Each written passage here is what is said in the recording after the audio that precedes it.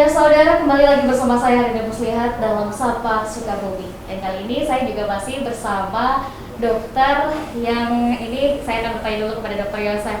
Dokter, selama di pandemi kali ini mungkin yang menjadi sorotan ini adalah darah ya, yang pada awalnya itu gencar sekali yang masyarakat merasa ketakutan. Selain untuk di kendalanya itu sendiri, apakah ada penurunan yang signifikan untuk pendonoran darah? Emang kalau pada masa pandemi ini emang terasa sekali penurunan yang signifikan pada donor darah. Jadi biasanya kami itu UTD itu bisa memproduksi darah itu bisa sampai 1000 labu per bulan. Itu pada masa pandemi itu bisa turun sampai 600 labu per bulan. Ini. Jadi emang terasa sekali pandemi itu menurunkan sekali animo masyarakat untuk berdonor darah. Iya, kalau untuk dari PMI sendiri, pada saat memang ada donor yang signifikan yang menurun, apa yang dilakukan oleh PMI? Jadi kami itu ketika pas mulai menurun itu kita udah mulai merencanakan beberapa program. Jadi di UTD sendiri kita udah mulai sosialisasi kepada masyarakat tentang amannya untuk donor darah. Kemudian kita juga meminta bantuan kepada Pemda setempat melalui Pak Bupati, jadi supaya ASN bisa berdonor darah. Kemudian kita juga mempunyai inovasi. Jadi kita mempunyai inovasi dari PMI sendiri karena kita mempunyai bis PMI, jadi kita mempunyai inovasi Bidu Darling. Jadi ada bis donor darah keliling yang kita laksanakan setiap bulan, kita keliling memakai bis tersebut ini. Ya, kalau kita kembali lagi ke ketakutan masyarakat yang memang merasa takut akan menularnya corona pada saat mendonor darah, memang itu betul akan menular atau bagaimana dok penjelasannya? Corona itu kan menularnya lewat droplet. Jadi antar pengunjung mungkin ya, kalau misalnya ada yang tidak memakai masker, kemudian kita bisa aja menular antar pengunjungnya. Jadi kalau untuk darah sendiri tidak menularkan. Jadi yang kita jaga itu kerumunan ketika masyarakat berdonor darah. Jadi ketika pas masyarakat datang untuk donor darah, kita usahakan jangan berkerumun.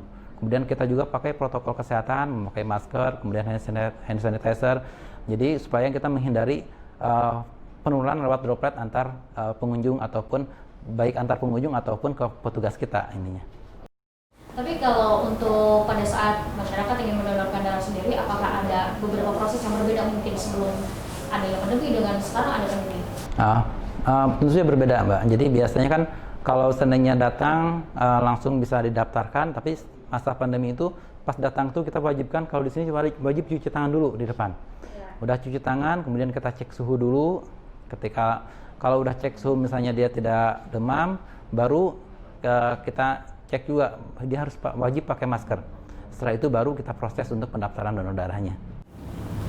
Ya, sekarang saya mau tanya ke Dokter Handal. Baik. Bapak, kalau untuk dalam kita menepis masyarakat mungkin yang mindsetnya memang ketakutan pada saat mendonor darah, apakah ada kegiatan yang PMI lakukan untuk menghilangkan ketakutan masyarakat? Ya, kita selama ini memang masyarakat kita takut untuk berdonor karena tadi ya kan bahwa berdonor itu bisa terinfeksi COVID. Nah, selama ini memang kita lakukan sosialisasi, kita gencar kemana-mana dan kita juga dibantu dengan media, dengan teman-teman relawan yang ada di kecamatan-kecamatan di desa bahwa COVID itu tidak menular melalui darah.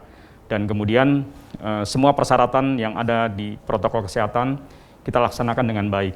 Dan yang lebih penting lagi bahwa setiap kita akan melakukan donor di luar ruangan atau di luar gedung kami, biasanya kita selalu sebelum dan sesudah kita harus melakukan disinfektan terlebih dahulu. Saya kira itu yang biasa kita lakukan. Jadi dari sebelumnya kita nggak pernah lakukan itu, tapi sekarang dalam keadaan pandemi kita lakukan itu, sehingga akan mengurangi terjadinya penularan. Yang bisa kita lakukan hanya itu dan sosialisasi. Tapi memang kalau mungkin menunggu masyarakat yang secara individu untuk datang ke PMI dan mendonorkan darahnya itu akan cukup sulit untuk memenuhi stok darah mungkin ya. Karena memang kebutuhan darah ini tidak kunjung usai juga kan yang pasti, dan sementara PMI juga harus menyediakan stok darah yang memang banyak sekali untuk kebutuhan masyarakat. Apakah ada kegiatan selain tadi mungkin para ASN yang mendonorkan darah, apakah ada kegiatan yang khusus dilakukan dari PMI sendiri? Kalau dari kita selain tadi kita jemput bola, Mbak, jadi jemput bola, jadi kita memakai bis donor darah kita. Jadi ada permintaan dari misalnya dari masyarakat ataupun dari desa, kita langsung datangin jemput bola langsung ke daerah tersebut. Kemudian kita juga mengadvokasi ke rekan-rekan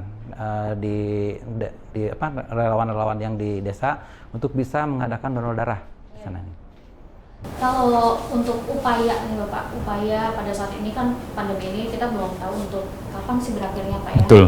Upaya kedepannya dalam unit dari donor darah sendiri, kira-kira apa yang dilakukan Pak? Ya, sebetulnya banyak hal yang bisa kita lakukan. Tadi selain sosialisasi untuk mengurangi stok darah, untuk menambah stok darah kita karena pandemi, kita juga bekerja sama dengan beberapa instansi pemerintah tadi dimulai dari ASN, dan kita juga berterima kasih sekali dengan TNI Polri yang setiap ada kegiatan misalnya ulang tahun Polri dan ulang tahun TNI, mereka selalu mengadakan kegiatan donor. Nah, disitulah mereka kita himbau untuk menjadi donor rutin, dan ternyata diapresiasi oleh mereka sehingga mereka juga sekarang sudah mengadakan kegiatan donor rutin baik di PMI kita atau di PMI tempat lain.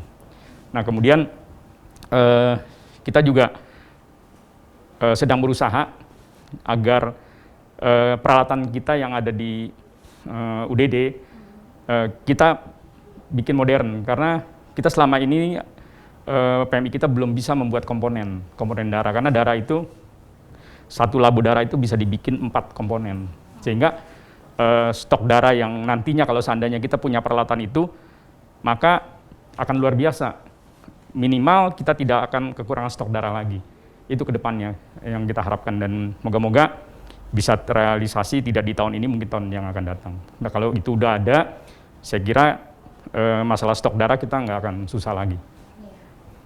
Ya, dan tadi kan untuk stok darah juga adanya jemput bola keluaran, terus juga PMI juga melakukan ada penyemprotan disinfektan. Nah, memang beberapa petugas PMI yang langsung ke lapangan kan Pak ya. Yeah. Saya ingin bertanya, apakah ada petugas PMI yang mungkin terkena gejala atau apa, tapi Pak mohon maaf jangan dulu untuk dijawab, karena kita akan kembali lagi setelah jeda berikut ini.